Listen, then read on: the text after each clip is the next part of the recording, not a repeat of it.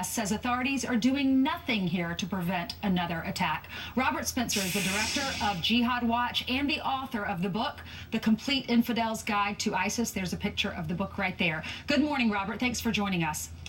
Thank you. So what makes you believe that this administration is doing nothing to prevent an attack here in the United States?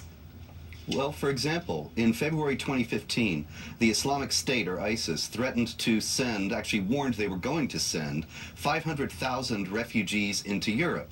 They weren't just trying to provoke a humanitarian crisis, although that's certainly part of their agenda. They were intending, and are intending, to send active jihad terrorists among those refugees. The Lebanese education minister in September said that there were 25,000 active jihadis in refugee camps on their way to Europe in his country, and many of them are there now, and then Obama wants to bring tens of thousands of these refugees here. There is absolutely no way, despite his assurances, to vet them to determine who are jihadis and who are not.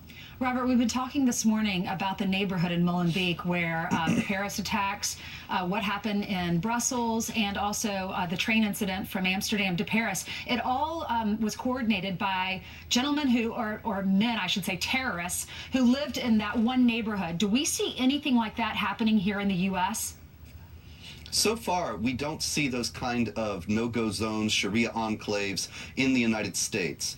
And it's unlikely, given the nature of the United States at this point, that they're going to develop. The problem, however, is that there's no challenge being made to the underlying ideology, and it is being taught in American mosques. Surveys have shown, 4 separate and independent surveys since 1998, have shown that 80% of mosques in the United States teach hatred of Jews and Christians and the necessity ultimately to replace the Constitution with Islamic law. So nothing's being done to challenge the Muslims in those mosques to institute programs to reject the teachings that ISIS represents, that Al-Qaeda represents. If that doesn't change, then we're just heading for disaster. So are you saying it's just a matter of time?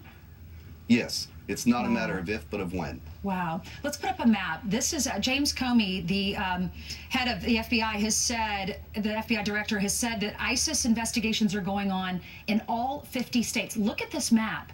I mean, the numbers staggering. When you look at that map, it really hits home for us. What do you make of this? What do we do?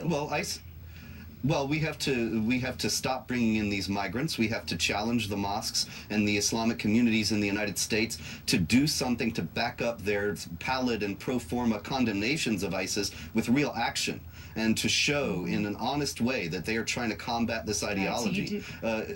This wouldn't be spreading so much if it weren't mainstream. All right, so you do say challenge the mosques. All right, Robert Spencer, thank you, the author of The Complete Infidel's Guide to ISIS. Thanks for being with us this morning. Thank you.